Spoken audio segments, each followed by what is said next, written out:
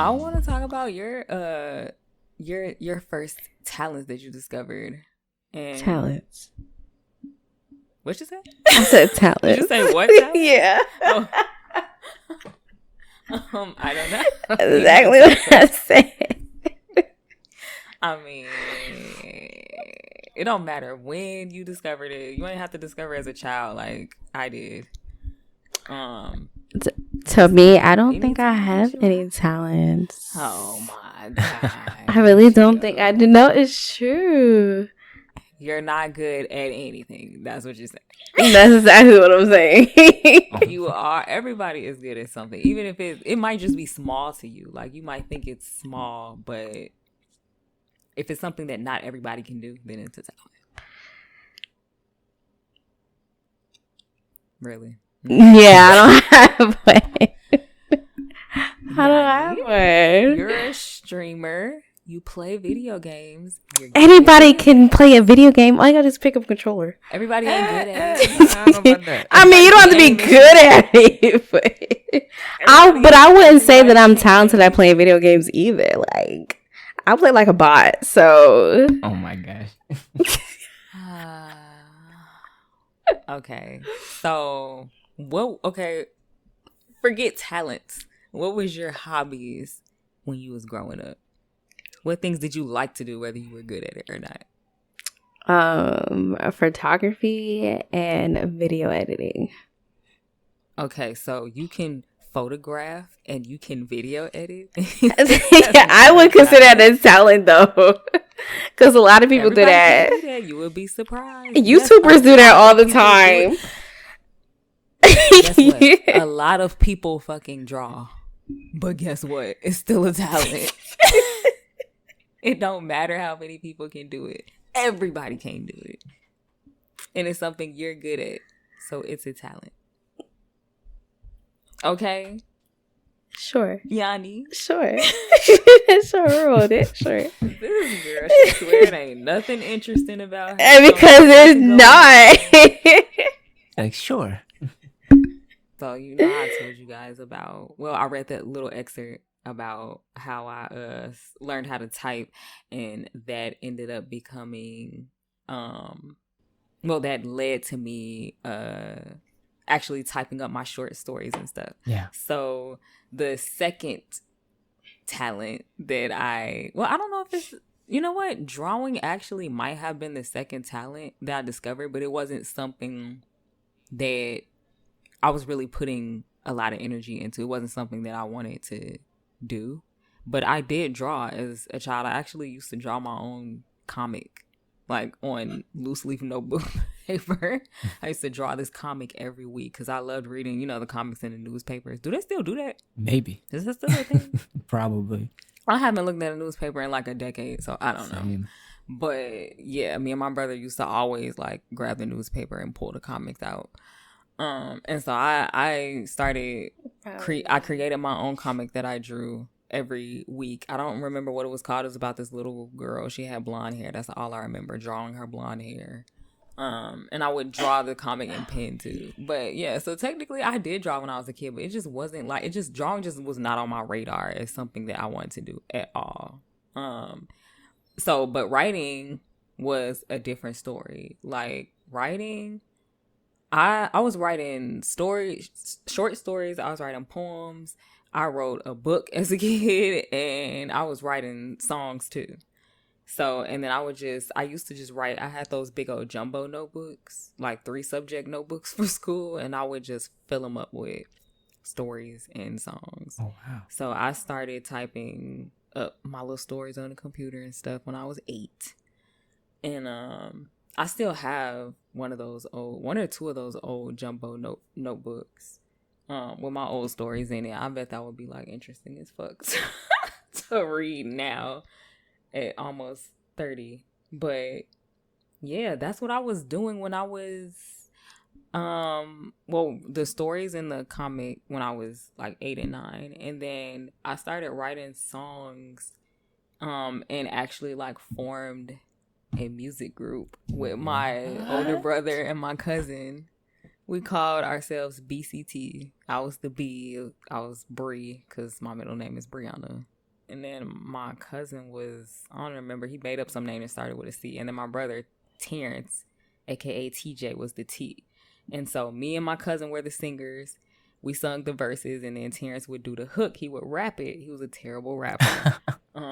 He was one of those rappers that no matter what the song was about, he just rapping about himself and how great of a rapper he is. And he rapped to the same beat every time, even if it didn't go with the beat we were singing on. Yeah, we had talking about how you had a heartbreak, and he's like, "Yeah, I'm the best rapper ever." literally, because me and my cousin, we loved R&B music and we sang love. We wrote and sang love songs all the time. And Terrence would be on there talking about, yeah, it's TJ, the hottest rapper alive, and all this other shit. So, yeah.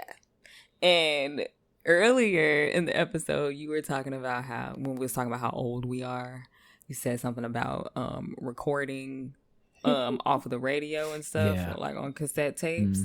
So what we did, because this was, we didn't know nothing about and we definitely didn't have access to recording music on a computer and using microphones and stuff, not like legit microphones like what we're using right now. So we actually used to take blank cassette tapes and put them into the radio that we had, the old ass radio we had. And I had a microphone that I got out of a karaoke, an American Idol karaoke machine that I got for Christmas. And we would hook that up to the radio. And we would play a CD, because you could play a CD in the radio and like record onto the tape, whatever the CD. Yep. So we put, back then when people made demo CDs, it would always have the instrumental of the song, right, as like the last track.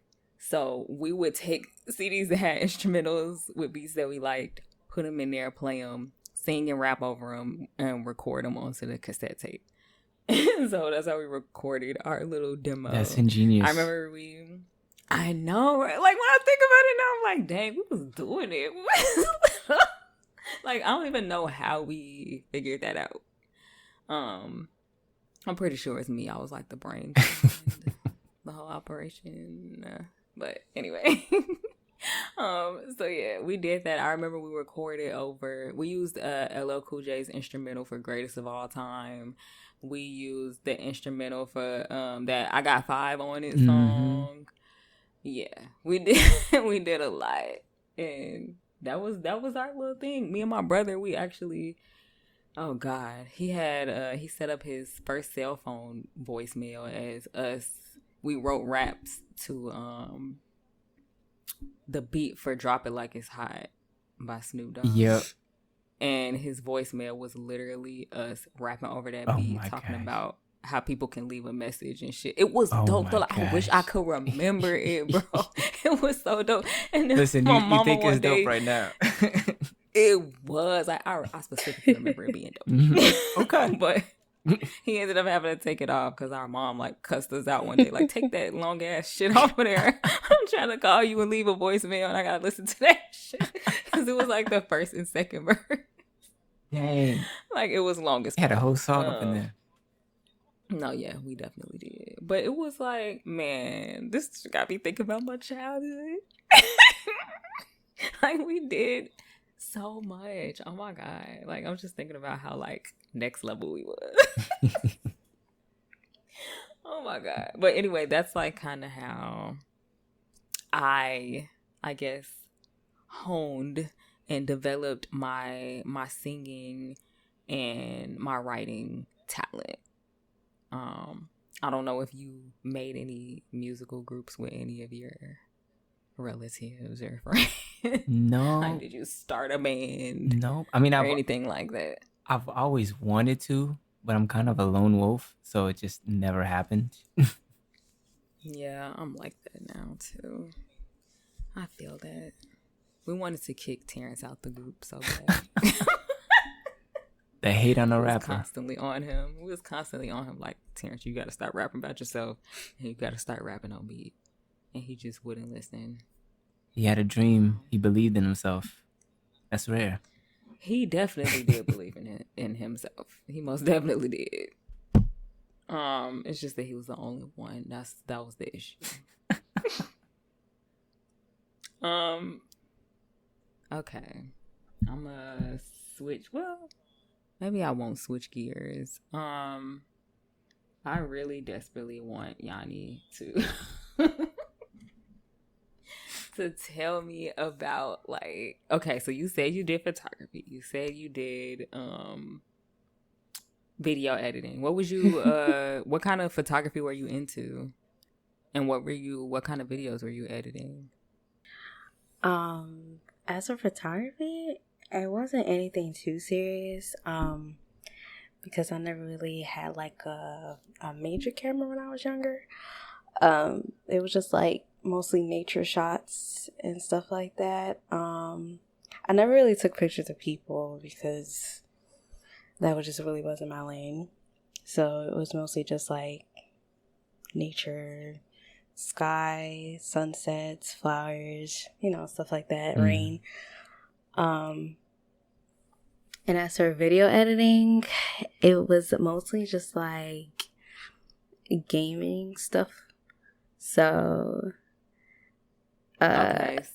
yeah, I used to have like an old YouTube channel. I don't know if the videos are still up on it, but yeah. I didn't know you had a YouTube. Yeah. Girl, people get paid a lot to edit people's videos. You have no idea. It'll be some shit you think is so simple. Because people have paid me to do that shit. And I'm like, this is nothing. But to them it is. Because they really don't know how to do it. Yeah, if you don't got the skill set, it's like a different language. Yeah, that is true. That is very true. So, like me and Ballad, when you were younger, you weren't at all like doing the things or like studying to do the things that you actually are doing now, like as a career or a job or whatever. Yeah, no, I've never studied anything. That's funny to me, like, because I know we be young, so we really don't know what it is that we want to do when people ask us that. I've never known. It's just so funny known. It's so funny how vastly different the things that we ended up doing are from the stuff that we said we wanted to do.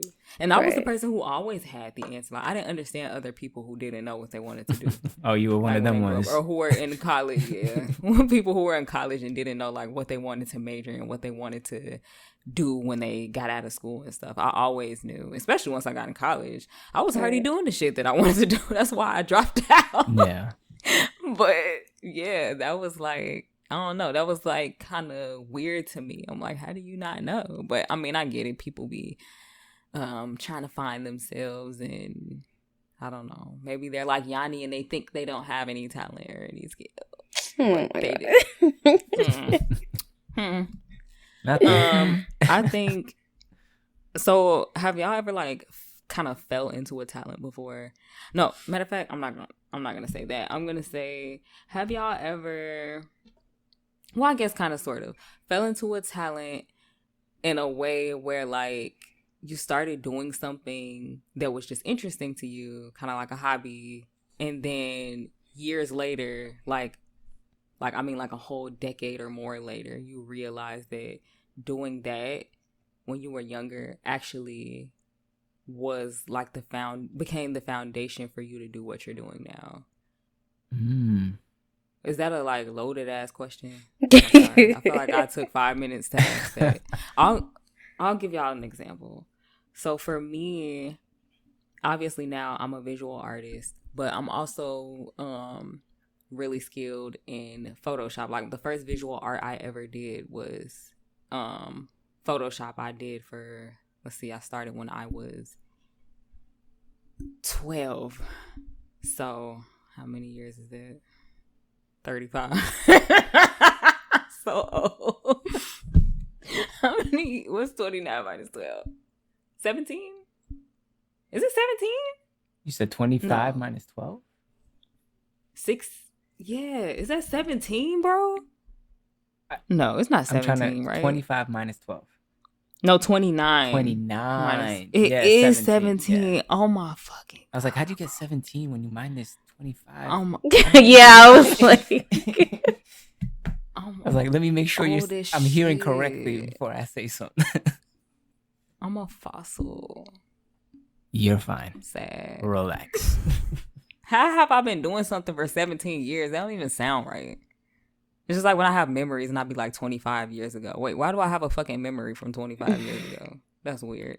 All right. Anyway, so I have 17 years of Photoshop experience. And it's because of I was a part of the B5 fan club. Interesting. Do we all remember B5? Yeah. Mm-hmm. If any of you don't, anybody out there listening, B5 was a popular I love B5. Teenage singing group back when they came out when I was 11 years old. And yeah, I was absolutely obsessed with them. That was the first time I ever fangirled, was when B5 was out. And they had a message board, like an official. They had a lot of message boards, but I used to be in like some of the random ones, but mainly on the official message board. And on these message boards, they always have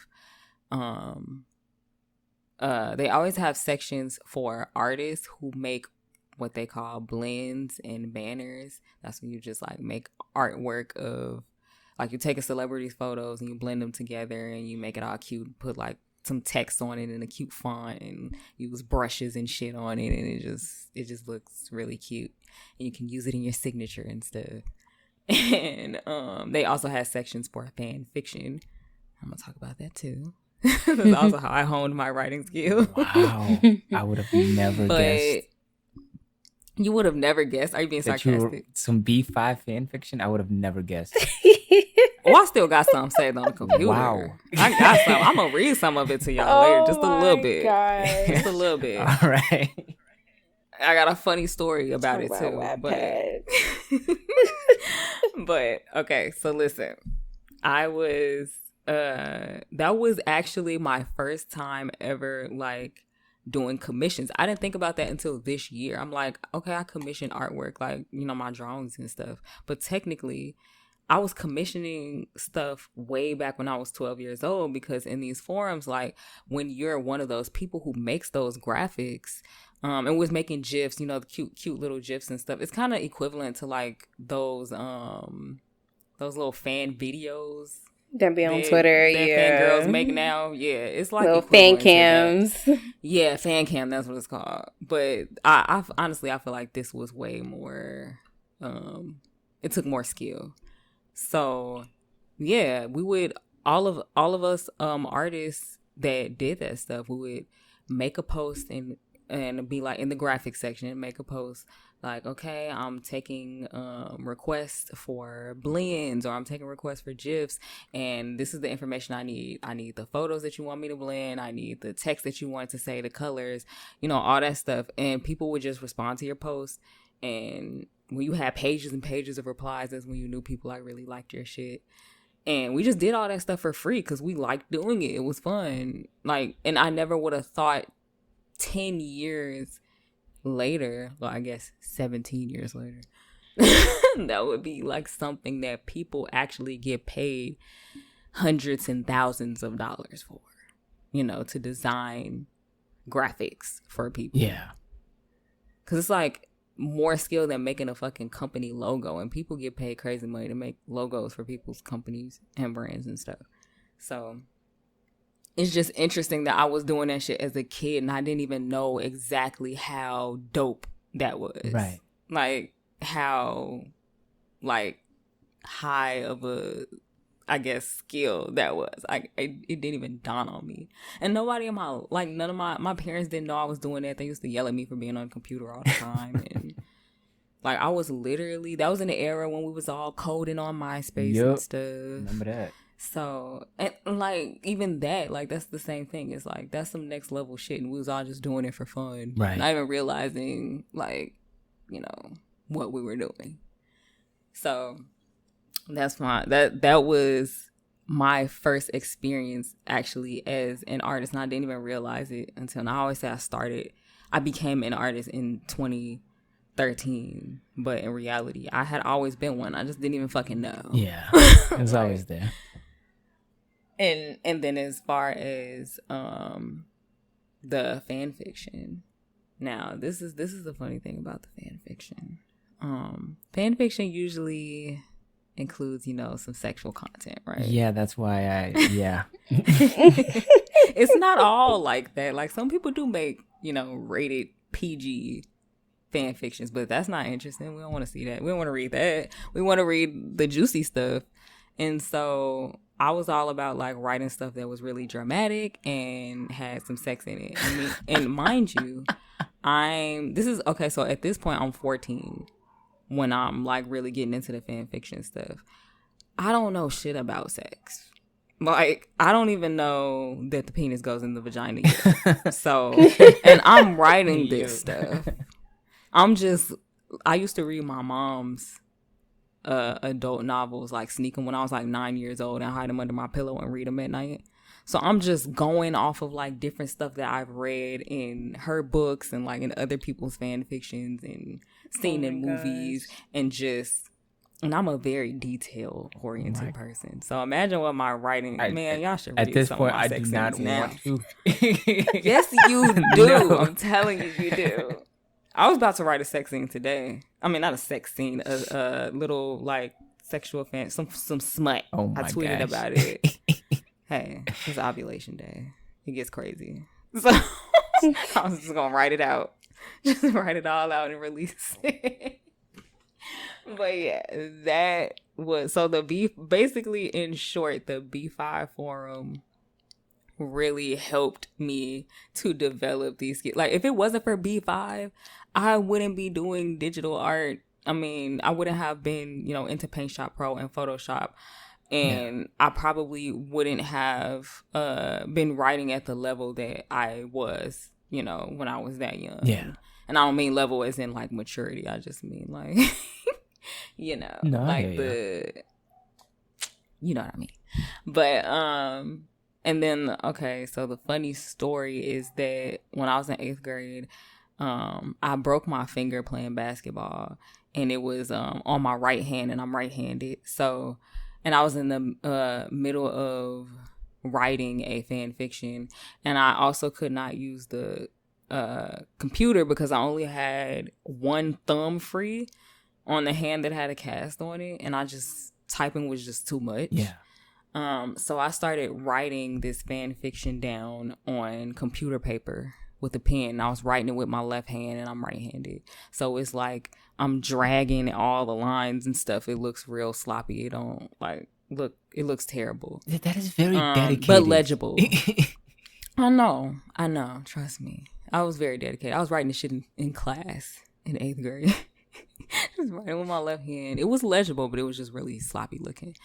And so when I was in 8th grade, my mom had put me in therapy. And I think like the second session, my therapist pulled out these sheets of computer paper with my fan fiction on. It was a very sexual fan fiction. And she pulled it out and she asked me about it. Like she was asking me if I was having sex and all this other stuff. And I'm just like, I didn't write this. And she was like, yeah, your mom told me that she doesn't really think you wrote it. Maybe one of your friends wrote it because she said it looks nothing like your handwriting. I'm like, nope, not my handwriting. Because I wrote it with my left hand. So it was easy to just lie and say I didn't write it. And my friend gave it to me. But yeah, that happened. It was definitely mine. I think that's the one that I still have saved on my computer. I think I have 2 or 3 B5 fan fiction stories on. They're saved to my email. So yeah, I'm gonna have to read a little chapter later. Do a little ASMR. The fact that you wrote this at 14 is what's sending me still. Yeah, you should. The way I wrote the sex scenes, I don't even remember. I have to go back and really look at it because I don't know how I was writing sex scenes and not knowing how sex worked. Like, I must have really made that shit like I don't know. I gotta go back and look at it. How do you describe vivid imagination? Yeah, I definitely had that. But yeah, that's my story of how B5 helped me become the artist and the writer that I am today. Wow. My question, the whole reason I even explained all this shit, is because I was asking y'all the question about like if y'all had ever started up with just a hobby, something that you considered a hobby, and then later realized that it was a legit whole career. For me, kinda. It actually took you giving an example for it to register. But back, I think my junior year of high school, I took broadcasting, and they had us obviously make videos. They like gave us a camera to use while in class, like those really big ones, which is crazy. But they had us make videos and then like kind of edit them and all of that. And at the time, that was just like a little hobby, and it felt nice. It's like, oh, okay, cool, and learning like theory about like how things are shot, direction, and all of that. I didn't think much of it, but I mean, currently, I do some video editing for a lot of my videos that I put out, and something that I did like over a decade ago, like definitely helps because it's just like when it comes to editing, like some of the things still carry over, like some of the fundamental like concepts still carry over. So it's just like, okay, cool, this is how I want this. It should look like that. And so it started off as something I was just like, oh yeah, it's just an elective in high school, and it turned out to actually be something that I still do to this very day. Yeah, that's exactly what I mean. And I guess the whole MySpace coding thing, you could count that too, because we was all doing absolutely. That, right? I almost went into the tech field because of that. I never had one. Yeah. What? Oh, my mom didn't let me have 23. One. I asked her, could I have one? She was like, no. Yeah, you was probably too young for it by the time it stopped being really popular. Because I don't know, because all my friends had one. I was in 4th grade. Okay, yeah. Yeah, that's fine. And I don't know how they all had one, but they did. 4th grade is definitely too fucking young for my You weren't supposed to be on there. Because honestly, I was too young when I first made mine. But yeah, that is definitely too young. I was like in 8th grade, girl. 4th grade, yeah. Because I'm like, okay, MySpace stopped being popular. I remember the last layout that I made for myself was a Michael Jackson layout, and I made it after he passed away, like right after he passed away. So that was 2009. And that was when MySpace was already like on its way out the door. Yeah. So it definitely was. How old were you in 2009? I was 17. I was like 12. 9. Wait, hold on. Don't try to play me like I'm that much older than you. Oh, you said wait. 9. No, I am not 8 years older than you. Wait, how many years ago was 2008?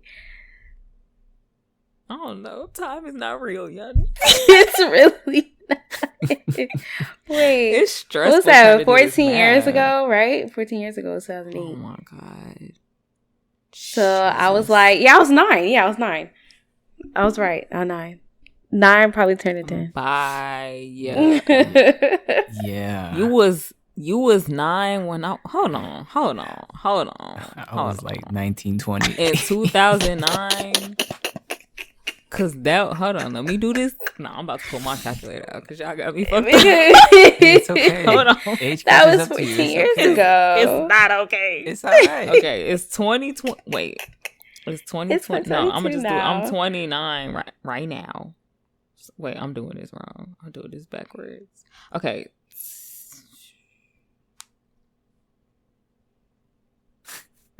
What year was 2009? Okay, so 2022 minus 2009, that's 13 years ago. Okay, 13. So I've been 10. 13. Okay, so I was 16. You was 10 when I was 16? That's weird. You was a whole ass little kid. I hate you. I would have babysat your ass. Right. I hate you. I literally would have babysat you. That's crazy. Yeah. That is crazy to think about. That's a whole 20-year-old. I know. And then Ballad ass was... Yeah, I was 20. He a old man, for real, for real. Like, come relax. Relax. All right, relax. I'm only 4 years older than you. You was 20 when I was 16. That's not a crazy college. difference. I was in high school. I mean, it is, but it isn't. It's just 4 years. Yeah. It's not crazy now. But it seems it would have been weird if we had met then. Very weird. Okay, anyway. Moving on. So, I want to talk about my last, well, I won't say my last, because hopefully I keep on discovering, talents and skills that I have throughout the rest of my life. I'm only 29, so I have plenty of life left to find out other things that I'm good at. But the most recent thing, talent, I should say, not thing, the most recent talent that I discovered about myself was one that I really did discover kind of later, not later in life, but a lot later than usual, because most people start like drawing seriously, like when they realize they like drawing, it's usually when they're a child and they just keep doing it until they're adults, and like they develop so much from childhood to adult, like their kids doing like stick figures, and then their adults doing like realistic portraits and shit. Like every other artist that I'm cool with, they've all been doing this since they were children, and I didn't find out that I could draw, or that I even enjoyed drawing, like seriously drawing, not like the stuff that I did as a kid that we all did, but like seriously drawing, until I was 20 years old. And it was something, now that was a talent that I really did fucking fall into. It was so random, and it came honestly at the perfect time in my life. I feel like it was something that really kind of saved me, because I was super, super depressed during that time. Because I felt like I'm 20 years old. I don't have a job. I'm flunking out of every school that I go to. I don't know what I'm about to do with my life, or what I even want to do. Like, yeah, I was writing and I was singing, but at this point I didn't, like, once I got to high school, I knew I didn't want to be a singer professionally. Yeah. I felt like I enjoyed singing, but I didn't want to be a performer. I felt like it was way too much pressure on female singers to be really, really good, and that I just could not live up to what would have been expected of me, and I just didn't want to do it. That's right. Yeah, but I just wanted to be able to, sing for fun at home, and whenever I wanted to. And so at this point, I'm not making no steps to like have a career in singing or music, and I had stopped writing songs in high school as well, and I wasn't really writing my stories or my books at that time, so it was like I was doing nothing. I felt like my life was going nowhere, because I felt like when I hit 20, I felt like that was really, really old, and that I should know what I'm gonna be doing, and so I felt like my life was passing me by. And I was really, really, really depressed about it. That was the first time I was like really in a deep depression. And then I started going to Richard Daley College, which is just, 2-year college. And I wanted to take photography. I was planning on transferring to Columbia to major in, to get a bachelor's of arts. And so I had to have art classes, So I wanted to take photography, but I registered like at the very last minute for classes. So everything was full except for drawing 1. And so I just registered for it just because I needed an art class. I had no interest in it whatsoever. Wow. And so we get there, and my teacher is super chill. Like, we're allowed to listen to our music while we draw, and like we have lessons and stuff where we're learning fundamentals, but for the most part, she like she'll teach us a fundamental, and then we have to implement it by her putting a table full of objects in the center of the classroom, and we just have to draw what we see and implement whatever it is that we learned. Like maybe we learned hatching, like how to shade using the hatching method or whatever that day. And we'd have to do that. And I sat there and I drew sat down and seriously tried to draw something and make it look like it looked in front of me for the first time ever. When I looked at it, I thought it looked amazing, but I didn't know. And then my teacher came past and she's like, "You've never drawn before? Wow, your talent is just oozing out of you." And I'm just like, hold on. Like, maybe, okay, this might be something. So, obviously I went through the whole rest of the class. And then at the end of the semester, our final project was to do a portrait. And that's how I discovered that I really fucking love drawing people's faces.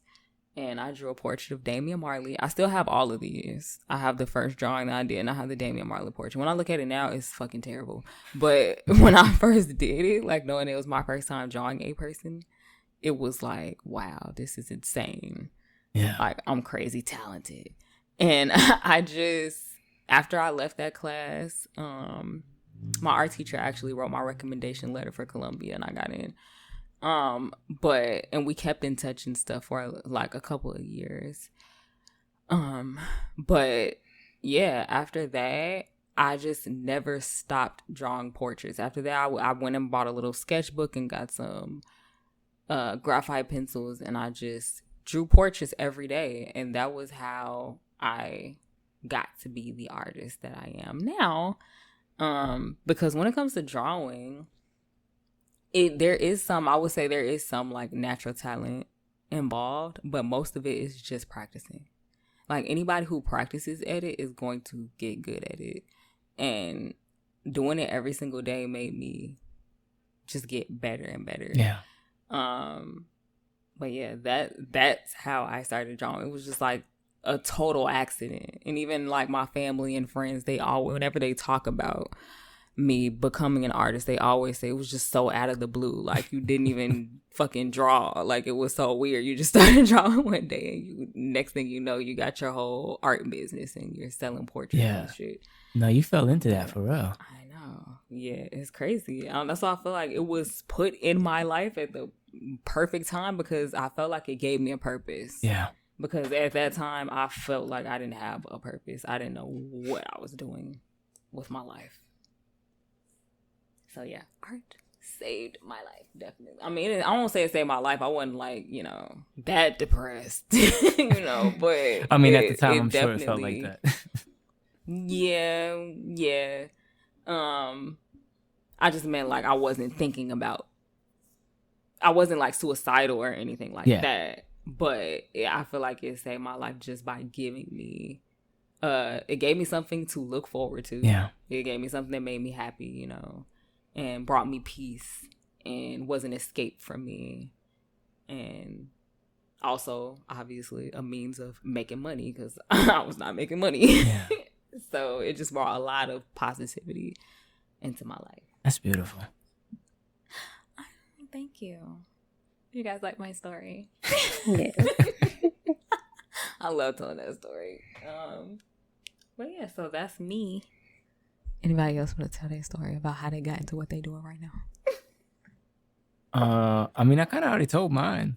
The classroom thing is how this whole thing started, and that was like when I was 18, senior year. So, what did you do like between then and now to develop as a performing artist? What did I do then? Let's see. So I think like the year after I graduated, or like year and a half, because I went straight to work.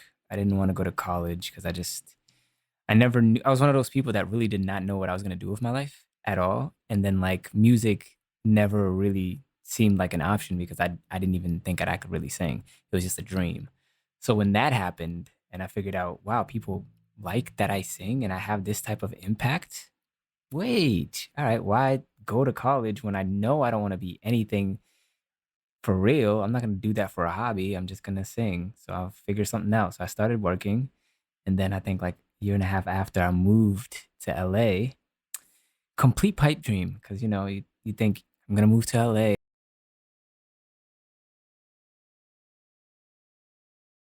And then Wait, when did you move to I LA? was like 20. It was like two. And you just got up and hopped on the I plane and went, or you had like a plan? I literally, so initially I wanted to go to a school out there. I wanted to go to the Art Institute for audio engineering, which is funny. Now I'll say why, but I wanted to go for audio engineer. But the way that, like, I was kind of sold for it, but the way that I was received didn't really feel right. Like I got there, and like the person that told me to come down, they knew I was coming down from Massachusetts. But I guess I didn't feel like I was adequately treated. You know, it's just like, oh, okay. So Mm. it's like I did all this to be here, and I'm like excited, and I'm like, oh yeah, I was still excited after like seeing some of the stuff, hearing some people talk and everything like that. But like the person was just kind of like very nonchalant about everything. I'm just like, okay, I don't know, Hate I don't that. know, this it for real. Um, but yeah, like the year after I moved out there, not knowing anybody, got my first apartment because I was gonna get transferred over from my job. Long story short, that didn't work out, so I had to move back. I was probably only there for like 2.5 months. Um, I can't. I'm yeah. sorry. I don't want to interrupt you, but I kid you not. This is the exact same story that my cousin has, who is also a singer. Really? Like literally the exact same story. It's crazy. But keep going. Yeah, so I had to come back like 2.5 months after, which took a really big hit on my ego because I was like, dang, I was supposed to go out there and I was supposed to make it big. Not Yeah. come back feeling like a Yeah. failure. But being out there, like again, it was still just a pipe dream, but it was the first time that I ever went to the studio. I paid for a studio session. I Hmm. made a horrible song, but at the time it was fine. But I made a horrible song. And You then still got it? yeah, it's probably somewhere. I'm not gonna unearth that, but it's probably somewhere. I would. I'll unearth mine if you Nah, unearth I'm okay. yours. Wow, that's I'm crazy. okay. I don't need the embarrassment. But yeah, in my apartment, I was just kind of recording every day. So I was recording and walking the streets of LA every day. And that was like one of the first times that I was really honing my craft, I feel like, because I was just like writing every day. I was recording on other songs and just like doing it every single day for hours and hours and hours. So although being in LA, like I didn't make it big, I felt like I learned something about the recording process. Like Yeah. something very small, but I learned something. And then like when I got back here, I just, kept doing it. Until one day I sang happy birthday for somebody on Facebook, and one of their friends happened to go to AI over here in Massachusetts, and they were just like, "Hey, you have a really good voice. If you want to get into the Got studio, discovered. right? If you want to get into the studio, let me know if you want to take it serious." I was just like, "Okay, what's going on?" So him being a student at AI, he had access to studio time, because he was going for audio engineering. So that was the first, not the very first time, but that was the first time I recorded like completely original material. And I started going from there. Met up with my producer who discovered me on YouTube from a cover that I made from some of those sessions. And yeah, after that, it was just honing in on that craft, trying to be a better writer, a better singer.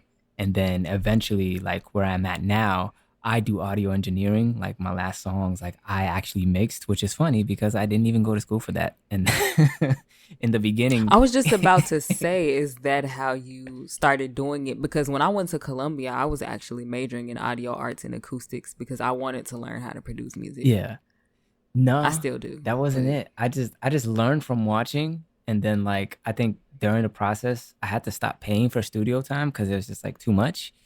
So I mm, got my own microphone, and I would just record from home and I would send it to my engineer, and then it became less of just straight up recording, and it became more of I'm recording and I'm playing around with some of like the plugins and the stuff that's in the software to be like, mm, ooh, this sounds kind of cool. I know it sounds horrible, but you get the idea I'm going with, and I would send that to my engineer, and then he would take like what I'm hearing and actually make it sound good.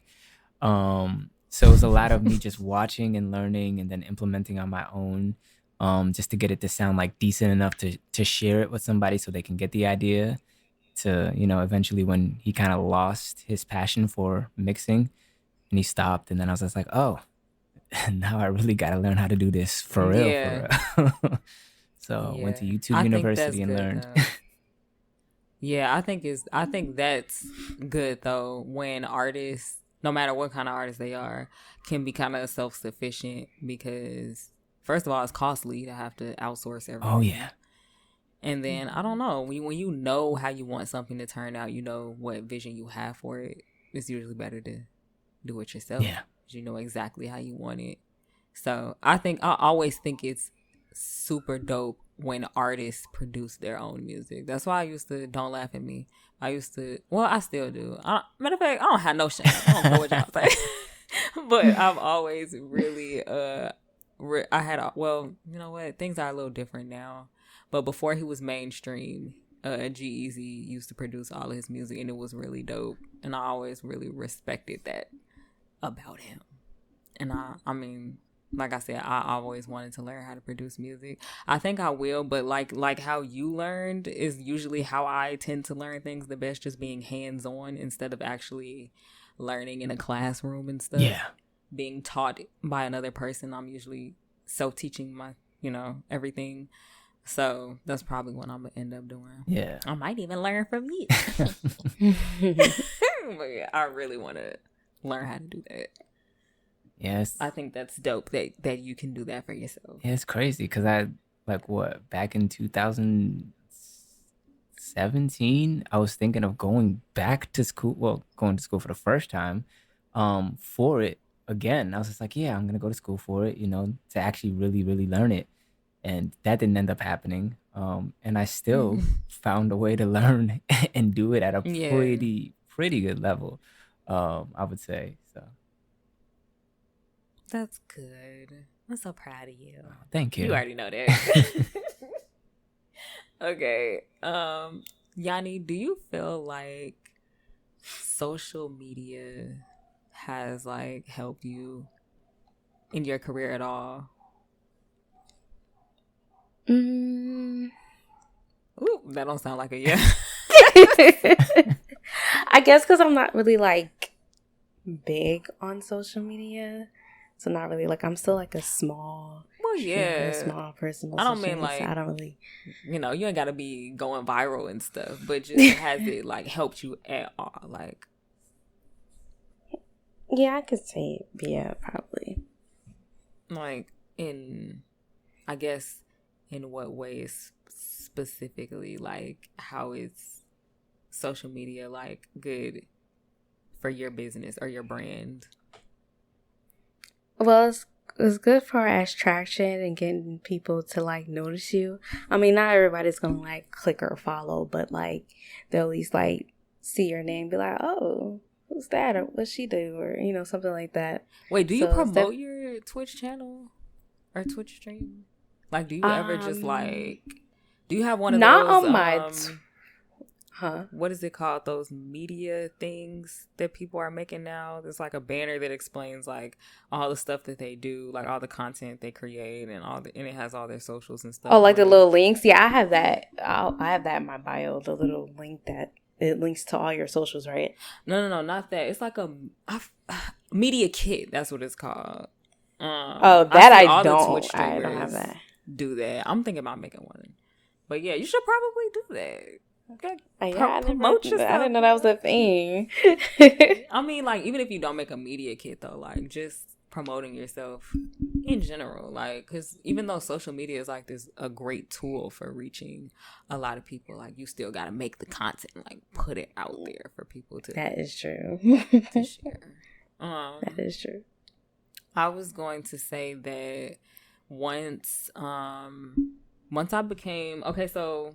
After I became, I guess, a legit artist, so I'll say like maybe like a year after I had first started drawing, and at this point I'm already selling commissions and stuff, not often, but you know, selling them, and I think social media really helped me with my art, at least in the beginning. Things are a little different now. But in the beginning, when I was still kind of learning, my thing was to like draw celebrities and try to get the attention of that celebrity, like try to get them to see it. So all I drew, like the first couple years of being an artist, was celebrities. And I did end up getting, I got the attention of Amber Rose, G-Eazy, Damian Marley, Riz Ahmed, Yara Shahidi. Like, that was my thing, just to like kind of get exposure for it. Like, I wasn't really even trying to get the celebrity to see it. But I knew it was something that other people like if it's a celebrity that they love, that they were gonna share it and it was gonna blow up. And that's exactly what happened. So I think social media is, my favorite thing about social media is that it's not just in America. It's not just in whatever country that you're in. Like, you can literally share something on the internet and people in every country in the world can see it. And you can have clients in, like, I'm in America and I've had clients in Canada and the UK and stuff like that. Like, that's wild to me, because if it wasn't for social media, that would never happen. I would be like on the streets of Chicago selling, right. Which is nothing wrong with that, but you know what I mean. But for me, I think I'm gonna call it my peak social media, like viral social media moment. Do we all have one of those? Mm-hmm. I know you do, but we're gonna talk about yours too. I'm excited to talk about that. But my peak like viral social media moment was, and you probably remember this. I think so. Yanni, were you a Tumblr user at all? Yes. Like, was you using it like around 2014, 2015? Yeah. Okay, so do you remember Blackout Day? I think I do, but vaguely. Okay. Do you remember Blackout Day? Of course. Okay.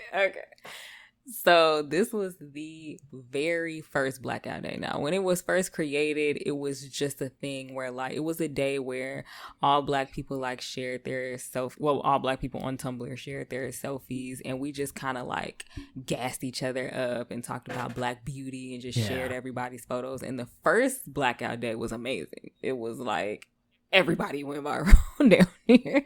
Like, everybody felt so loved and appreciated. Like, we was just showering each other with compliments.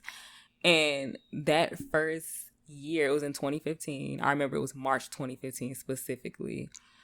I came up with, I didn't want to just like post selfies of myself. I came up with this idea where I could, participate in Blackout Day and promote myself as an artist. So instead of just taking regular selfies, I posed next to my artwork. And it was the first time I ever did that. And then it became like a trend for me after that, where I just had to post next to my artwork all the time. But yeah, I did I got real cute and did this entire photo shoot where I was posing next to different pieces that I had hanging up on my wall. I still have all of those photos. I'm going to put them on our Twitter. I keep saying I'm going to post the stuff that we reference in the podcast on Twitter, and I never do it, but I'm going to start doing it for real. But yeah, so I did that, and that shit went, like, it's the first post I ever had on Tumblr that, like, blew up like that. Like, I think by the end of the day, I posted it that afternoon, and by the end of the day, it had like 60,000 notes on it. And for me, I don't know about nobody else, but for me at that time, for something personal of me and my work to blow up like that was just completely new. Yeah. And it wasn't just the notes. Like, I had like hundreds of new followers. I had like 50 messages in my inbox of people trying to order work from me. And I ended up getting so many, like that post led to me getting so many commissions that month. I made so much money. And that also led to me selling my first original piece of art. And which still to this day is the most money I've ever made off of one piece. I sold my Bob and Damian Marley portrait, like their faces side by side. It was a color pencil portrait, and I sold that for $2,200. I couldn't believe somebody spent that much money, and it wasn't a big piece. It was 11 by 14 inches. Wow. So it wasn't big or anything, but somebody was like they thought it was dope enough to spend that much money on. I couldn't fucking believe. I made so much money in March 2015. I didn't have a job. Like, my job was art. Yeah. All I did all day was draw. Like, I remember my grandma used to always tell me I was sorry and lazy, and all I did was draw pictures all day. And when I sold that drawing for $2,200, and she found out about it, every day after that, she in my room, ooh, what you drawing today? Like, just, I kid you not. Whole perception just changes. Suddenly taking this whole interest in it. She even came in one time and was looking at, she was like, you could probably draw me, huh? I'm like, girl, you know, if you don't go, like, it's always like that, though. Like, I don't think any artist family takes them seriously, especially when they're just drawing and they're not making money for a long time. They don't take it seriously. Yeah. But when she found out about that $2,200 check and it cleared, yeah. Where are you sending that one to? Like, so yeah, Blackout Day was like I said, career changing for me. Like, it literally boosted me like crazy. And that I'm like, that's social media for you.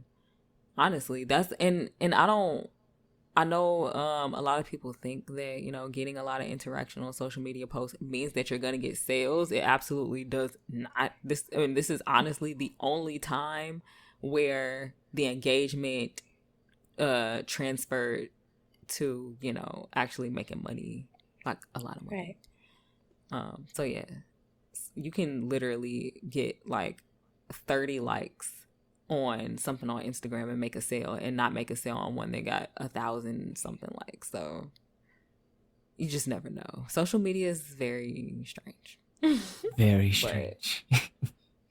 It's just about like getting eyes on it, and that's pretty much what it does for you. It just gets your eye. It gets more people's eyes than you would normally get on your work.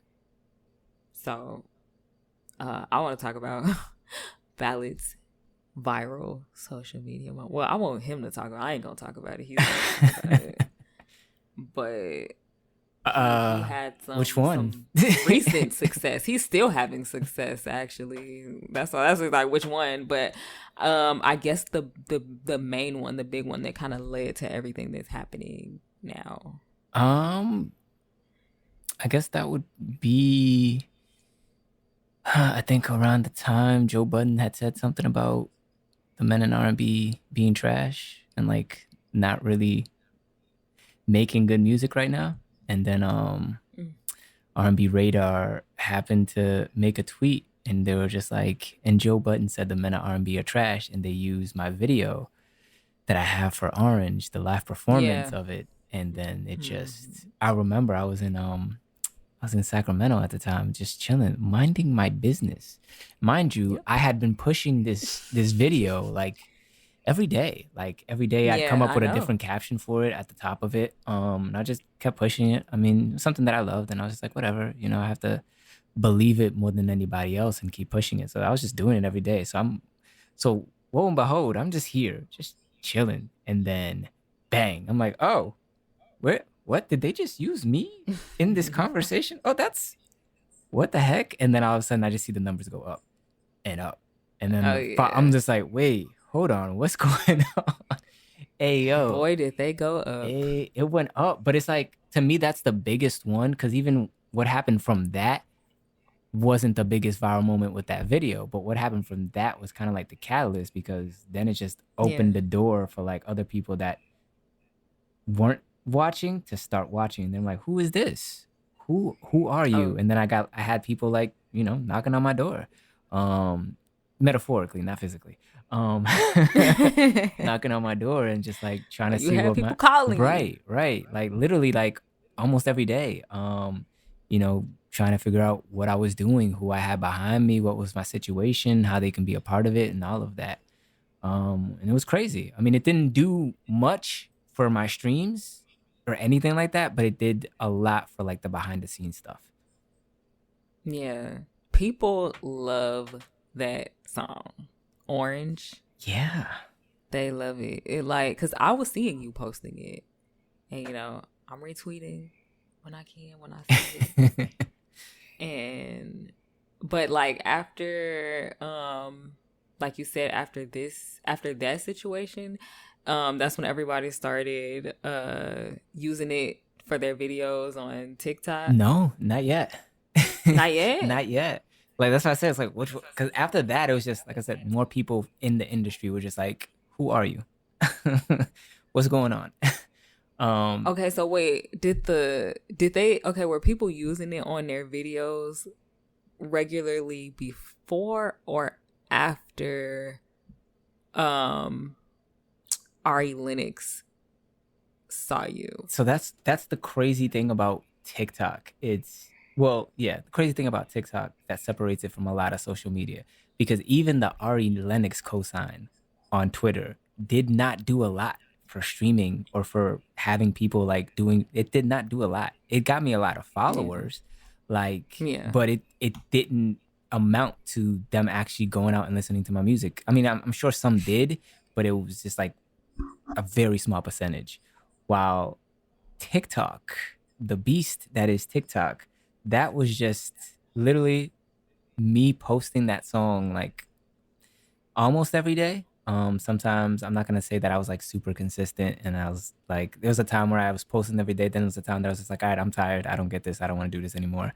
And then like a week later, I'll make another video about it, and I was just posting. And I was kind of just like watching the trends and watching something, and then like one day, it kind of went off, and then like I had said something.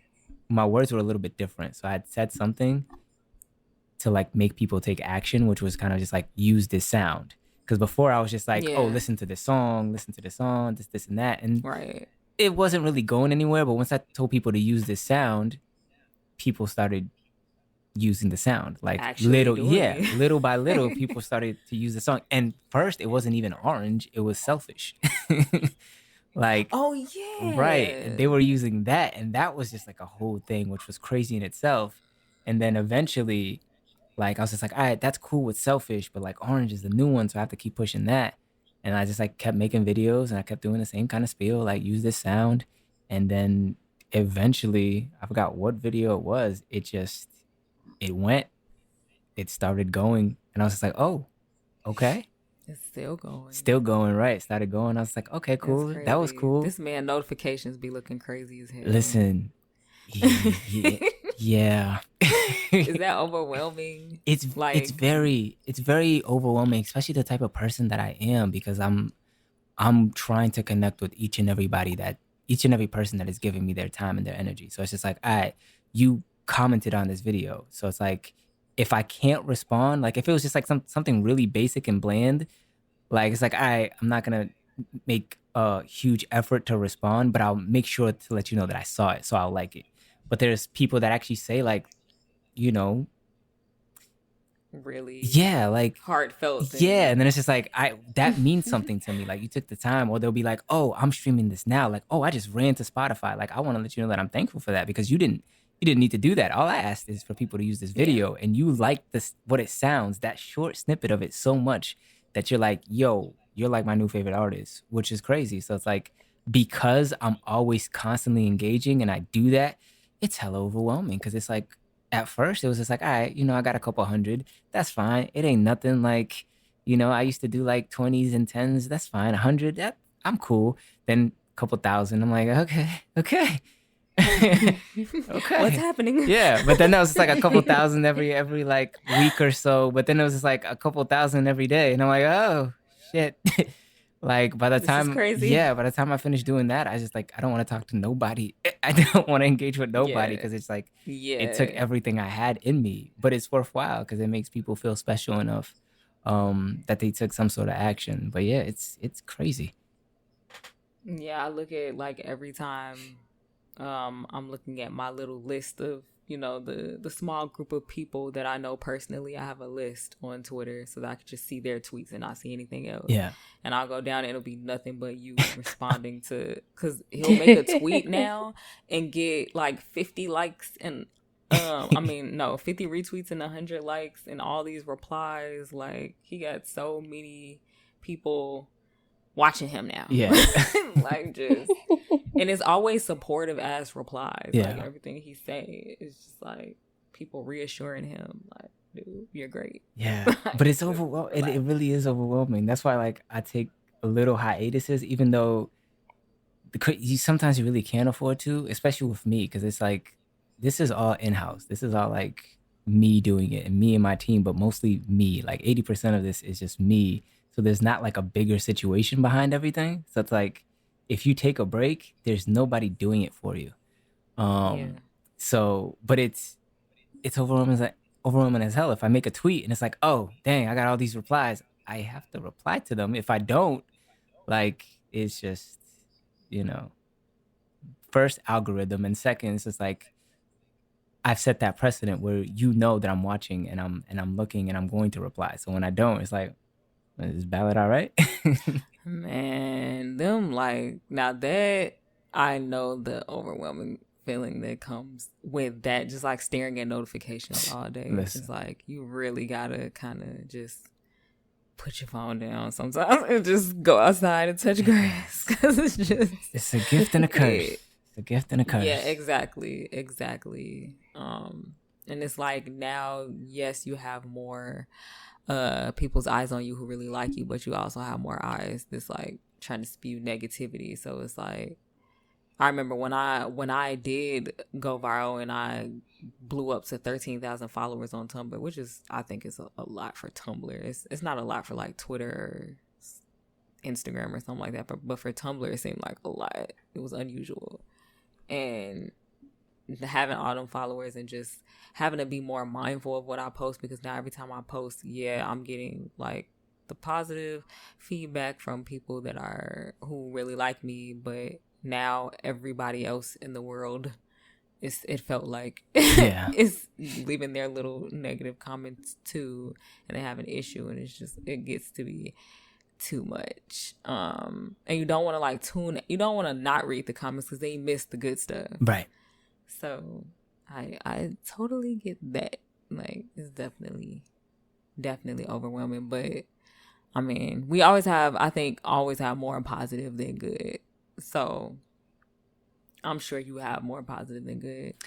And yeah, absolutely. Yeah, you're gonna be like, people really like you. I don't think you have nothing to worry about. Like, I'm grateful for that. I see it. And it's like male and female listeners alike. Yeah. Like, they both support him like wholeheartedly. Yeah, I'm grateful for that. I don't get a lot of negativity, which is like, oh, thank you. Because I don't know how I would deal with it, but I don't get a lot. Like, you have like once in a while you'll get like a troll coming in out of nowhere, and it's like, okay, that's fine. But it's like, it's a rare occasion, so that feels good. Yeah, you're gonna be just fine. You just actually gave me another like topic to add to one of my future episodes. I'm not gonna say what it is, but I'm gonna write that down. Is it okay if we usually have like outro music at the end of each episode? Is it okay if I play a snippet of Orange? Of course. Okay. And of course I'm gonna promote you. You already know that. You already know that. All right. I think we can start wrapping up, guys. I think so. You've come so far. You guys have anything else you wanted? I know. This is definitely gonna be part 1 and part 2, because it's we're at 2.5 hours.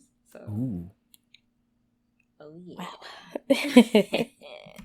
So, but yeah, did you guys have anything else that you wanted to talk about? I don't know if y'all wrote notes like I do, but nope. I'm just present. Well, I know you didn't right now. But Yanni, did you get everything out? Yeah, I think I did. All right. Well, thank you guys again for listening to the Pretty Picnic podcast. I want to thank Yanni, as always, for being my co-host. And Ballad, obviously, I want to thank you for sitting on our picnic blanket with us. Of course. And chatting with us. Of course. It was my pleasure. So Thank fun. And if you guys want to follow him, all of his socials are Mr. Love Ballad. Yes, indeed. And you can also find him as Ballad on Apple Music and Spotify. Correct? Yes, indeed. Yes. And when you do look at his Apple Music and Spotify, I want you to listen to his song Wondering first. Okay. All right. Well, we'll talk to you guys in the next episode. Bye. Bye. If you ever find yourself thinking